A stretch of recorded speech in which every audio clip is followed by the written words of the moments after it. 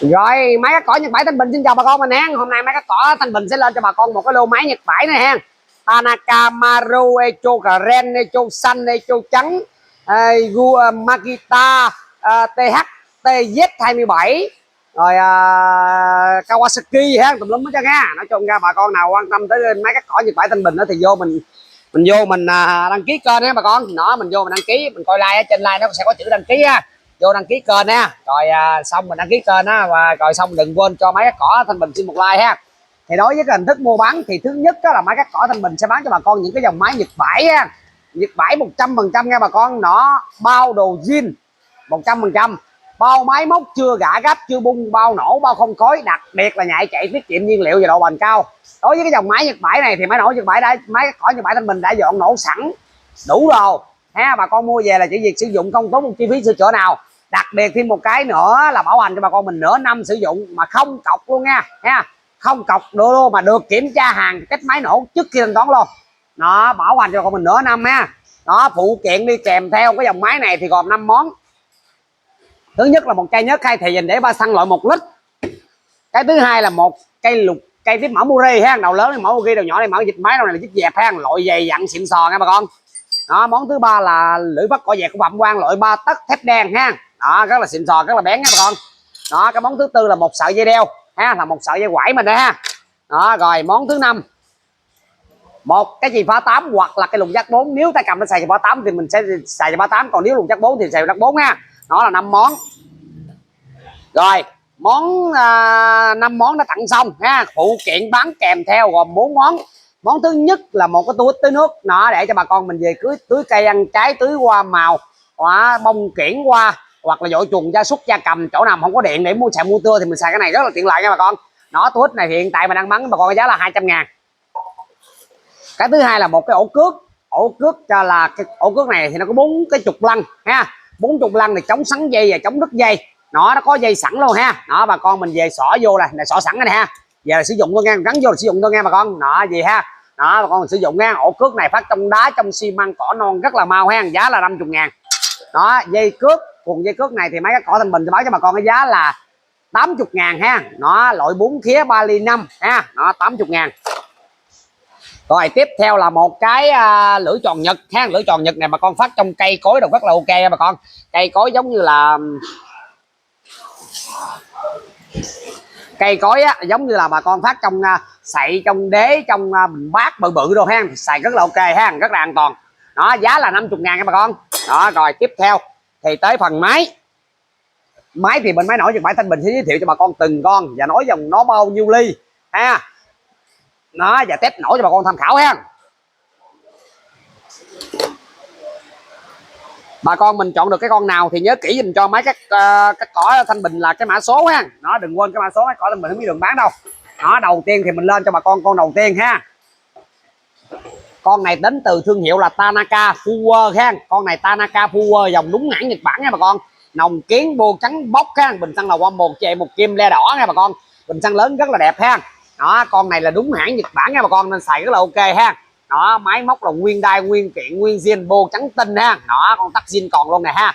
Máy móc là liền lạc ha, bà con mình sử dụng rất là ok ha. Đó, đây bao da tay cầm lớn, chặn gác, đầu bò, chén kẹp trắng tinh ha. Đó, test nổi cho bà con tham khảo cái cây.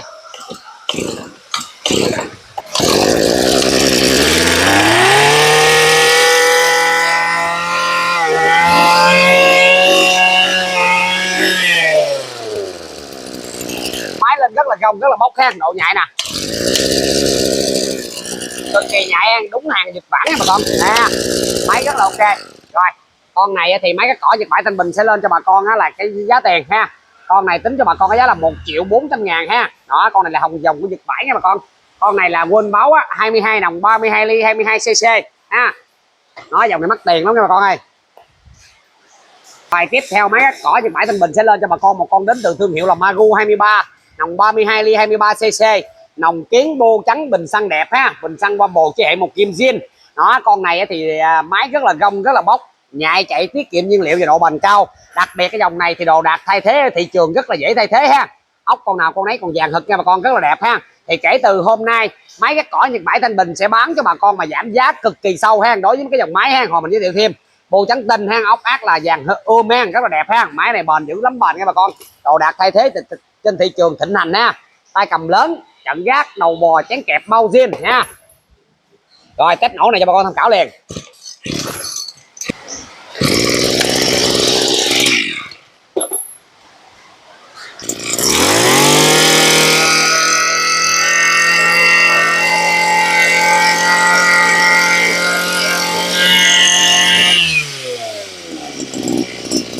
Rất là mạnh nha bà con nha. Dòng này thì cực kỳ nhảy rồi đó ha, rất là ok. 23 nòng 32 ly 23 cc đó. Con này á, là N23 luôn ha, 23 N23 luôn. Con này tính cho bà con mình giá là 1.300.000 ha. Bà con nào có theo dõi kênh thì cũng đã biết rồi đó. Cái con máy này ngày xưa thì mấy cái cỏ thành mình bán cho bà con rẻ nhất thì cũng phải từ 1,5 triệu đó.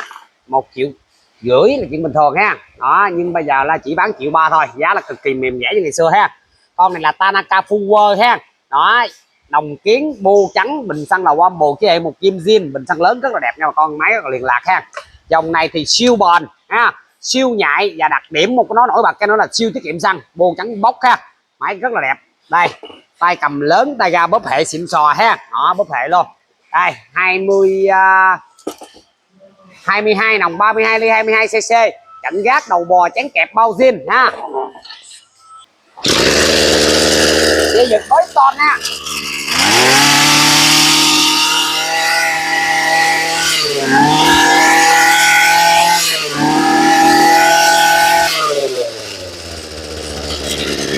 Dòng này siêu tiết kiệm xăng nha bà con nha, giật cũng siêu nhẹ luôn ha đó. Bà con mình chỉ cần lắc nhẹ con dây là nó chạy thôi đó. Con này tính cho bà con cái giá là 1.200.000 ha đó, 1.200.000. Rồi tiếp theo đó, tiếp theo mình sẽ lên cho bà con một con Echo Karen ha đó. Echo Karen dòng này chạy cũng siêu vip ha. Echo Karen của Kyrgyz ha, nòng kiến, bô trắng, bình xăng lớn, đế chịu rất là đẹp ha, Wambo chế hệ ngang ha đó. Đây Echo Karen con này 24 nòng 33 ly 24 cc nha bà con. Nó đế này là đế tùm gan ha đó, tùm nhôm dễ thay đạn lắm nha bà con, nó rất là ok ha đó. 24 nòng 33 ly 2410 ha. Đây tay ga bóp hệ xịn sò, mất tiêu cái bao da ha, mất tiêu cái bao mà nhưng còn cái tay ga bóp ha, nó rất là xịn sò luôn. Tay cầm là bằng sắt luôn nha bà con đó, chặn gác, đầu bò, chén kẹp, bao zin đó. Test nổ cho bà con tham khảo nè.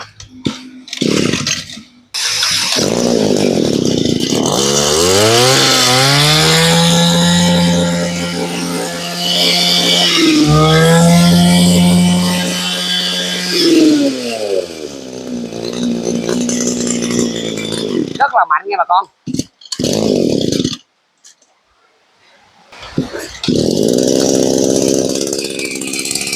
Rất là mạnh ha, rất là nhạy ha. Con này á, là nòng của nó là 33 ly ha, N25. Con này tính cho bà con cái giá là 1.300.000 ha đó, 1.300.000.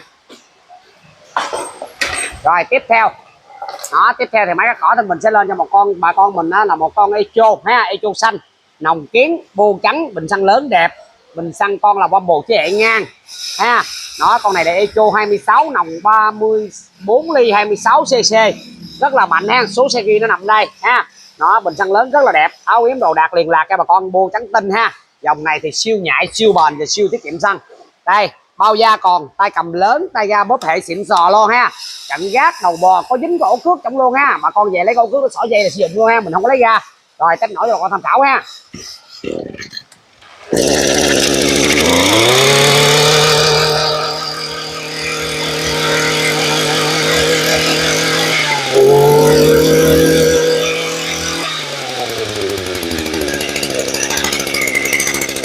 Rất là ấm, rất là yên nha bà con, độ nhạy nè, cực kỳ nhạy ha đó. Dòng này siêu nhạy, siêu bền và siêu tiết kiệm xăng đó. Con này tính cho bà con cái giá là 1.500.000 ha đó, 1.500k, bởi vì nó là 26 nòng 34 ly 26 cc nha bà con đó. Rồi tiếp theo là con Echo xanh đó. Con này là Echo hay xanh nó đi bay như con kia hồi nãy ha, đi ban luôn ha, nòng đẹp, bô áo yếm đồ đạc liền lạc ha đó. Con này là 221 nòng 32 ly 22 cc, áo yếm đồ đạc liền lạc, tem toàn cầu, sức lực toàn quốc cho toàn thế giới ha. Dòng này thì quá vip đó. Đây tay ga lớn, bao da còn, tay cầm lớn, tay ga bóp hệ xịn sò luôn ha. Chặn gác, đầu bò, chén kẹp, bao zin. Đó, test nổi cho con tham khảo cái cây.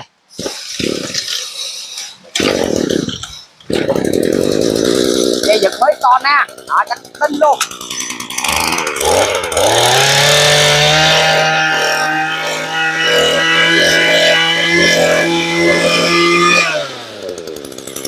Rất là êm ha, máy chạy rất là êm, độ nhạy nè,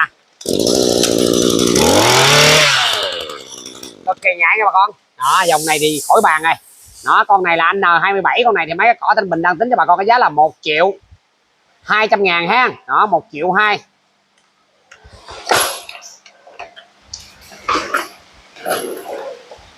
Rồi. Rồi tiếp theo thì máy cái cỏ Thanh Bình sẽ lên cho bà con một con đến từ thương hiệu là Gigubi ha. Con này là EKK2610 ha. Con này mới giống như chưa xài nha bà con.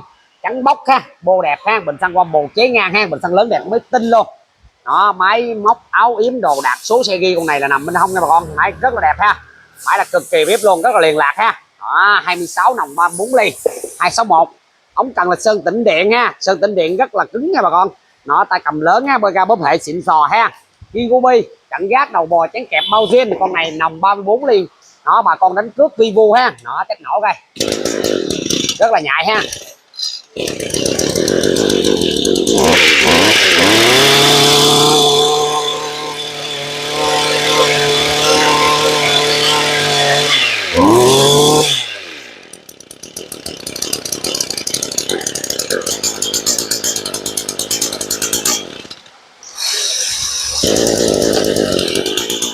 Cực kỳ nhạy nha bà con. 26 nòng 33 ly ha.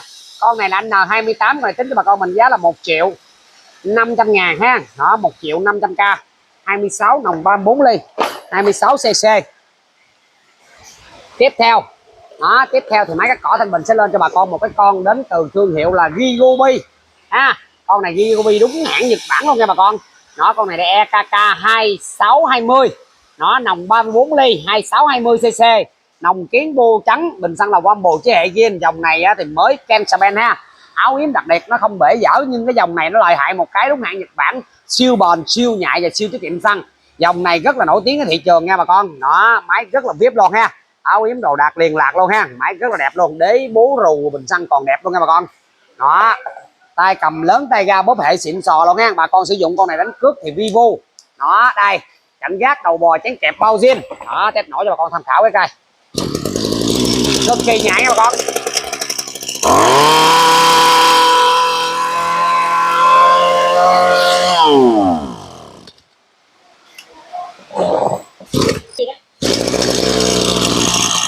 Cực kỳ vip nha bà con.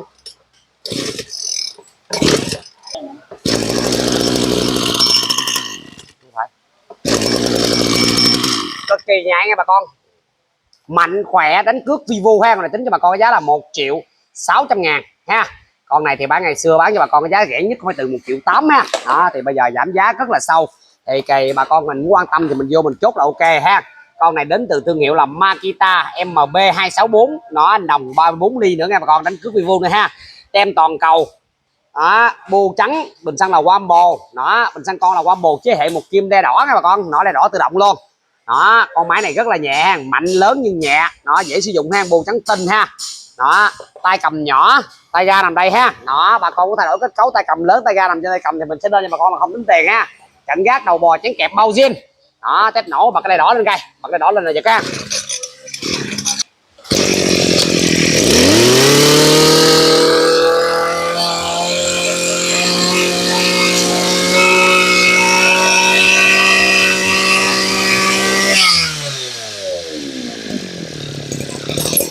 Đúng là đời Makita 26-4 nha mà còn mạnh dữ lắm, mạnh nha. Đó, con này bắt cướp thì Vivo ha. Con này bền, nhạy, mạnh, tiết kiệm nhiên liệu là dữ luôn ha. Con này giá là 1.500.000 ha. Nó 1.500.000. Đó, N30 nha bà con. Đó, N30. Rồi tiếp theo lên cho bà con Echo xanh nữa này ha. Echo xanh ha, nòng bô trắng đẹp ha, nòng kiến, bình xăng lớn rất là đẹp, qua bồ chế ngang. Con này 26 nòng 34 ly, 26 cc, số xe ghi nằm đây, tem toàn cầu nằm đây. Áo đẹp ha, lóc lát đẹp, trắng tinh nha bà con, mới giống như chưa xài ha. Tay cầm lớn nha, tay ga bóp hệ xịn sò, bao da Đó, chặn gác đầu bò chén kẹp bao zin, có dính cái ổ cước trong đó luôn nha bà con. Đó bà con nào xài ra mình khỏi cần mua ổ cước ha, về gắn dây vô lụm. Không thôi bà con có ổ cước đó mình mua cái cuộn dây cước thôi là về mình xài ha. Cái nổi cho bà con tham khảo ha.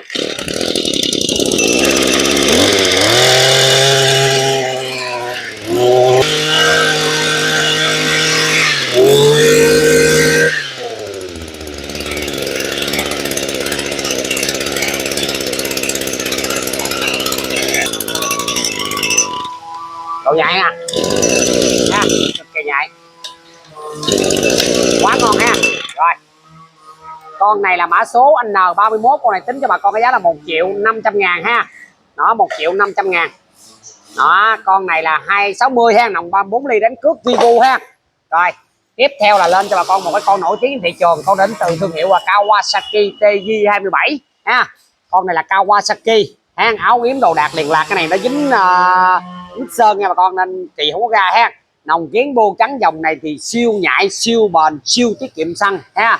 Đó mà đồ đạc thịnh hành trên tường rất là dễ thay thế luôn, dòng nổi tiếng của Nhật Bản Kawasaki TJ27 ha. Đó, bình xăng là qua bồ chế hệ 2 kim luôn nha bà con. Đó, đặc biệt tum sau là tum đời tum mai 60 ha. Đế tum là đế tum nhôm ha, tum mai 60. Đấu bình xịt thuốc cũng rất là ngon ha. Con này 27 nòng 34 ly 27cc. Bao da còn ha. Đó, bao da còn, ống cần sơn tĩnh điện luôn. Tay cầm lớn nha. Đó, chặn gác đầu bò chén kẹp. Nó ổ cước chính trọng luôn. Đầu bò chén kẹp ổ cước Nhật 7 luôn nha bà con. Nó duyên viên. Đó, tên nổi bà con tham khảo cái coi.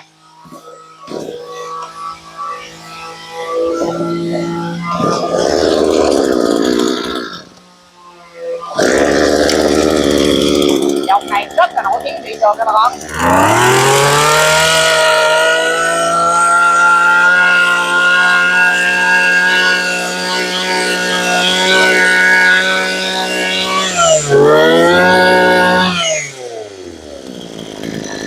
Con này tuy rằng nó mắc tiền nhưng nó rất là lợi xăng, rất là bền ha, rất là tiết kiệm nhiên liệu luôn. Bà con bỏ ngoài chuồng gà, chuồng vịt, chuồng bò vẫn biết kéo vô giật nhẹ chạy ha. Đó, siêu vip, siêu nhạy luôn nha bà con, mà siêu bền luôn.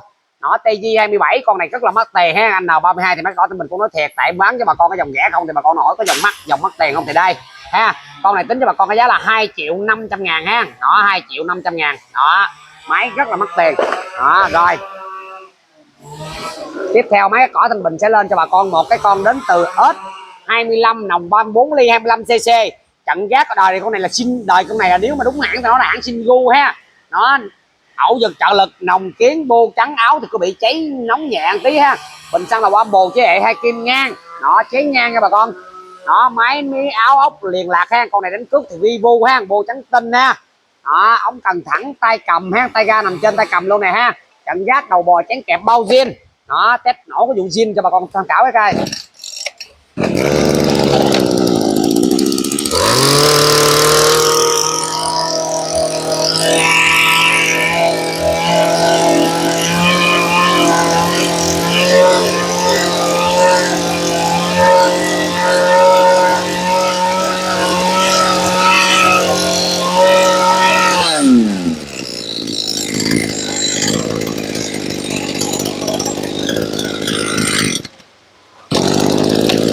Cực kỳ nhạy nha bà con, trợ lực ha. 25 nòng 34 ly 25cc, tính cho bà con cái giá là 1.300.000 ha. Đó, 1.300.000 mua con này về đánh cước Vivo. Rồi tiếp theo thì lên cho bà con là con Makita. Đời con này là đời của nó, đúng đời của nó là Rubin cốc nha bà con. Nó nòng kiến bô trắng Makita 20 nòng 30 ly 20cc. Bình xăng là qua bồ chế hệ le đỏ nha bà con, một kim qua bồ chế hệ le đỏ. Makita con này tầm khoảng 3 kg ha. Bà con mấy cụ già rồi đó, nó sử dụng mấy con này rất là ok. Tay cầm là đi nóc, sắc mạ đi nóc ha. Đó, ống cần thẳng, chặn gác đầu bò chén kẹp bao zin. Đó, test nổ này cho bà con tham khảo. Bật này đỏ vô cái cây giật cây.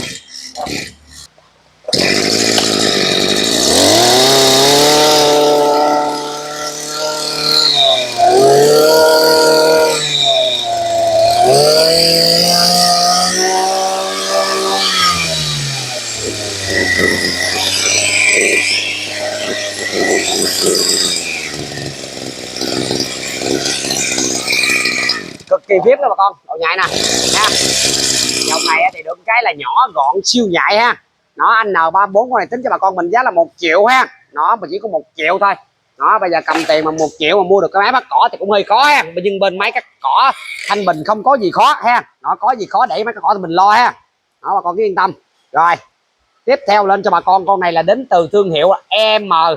310 thì con này nòng của nó là 35 ly nha bà con, 35 ly ha, ổ giật trợ lực ha, bô lửa là bằng inox ha, nó chụp ngoài bằng inox, nòng đứng nha, nòng đứng ở dưới nè, nó bình xăng trên, dòng này whip lắm nha bà con, nó boe đầu đặt là nguyên zin ha, đòi chạy bít tông ra, nó tum gời ha, nó Makita, con này đến từ thương hiệu là Makita, nòng 35 ly, đó, tay cầm là tay cầm xoay luôn nha bà con, rất là xịn sò ha, chặn gác đầu bò chén kẹp bao zin, dòng này rất là mạnh, bà con nào xài mạnh mua mấy con này ha, sử dụng rất là ok.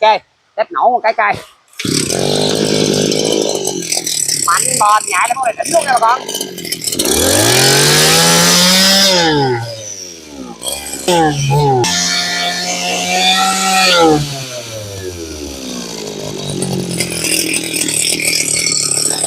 Cực kỳ mạnh nha bà con.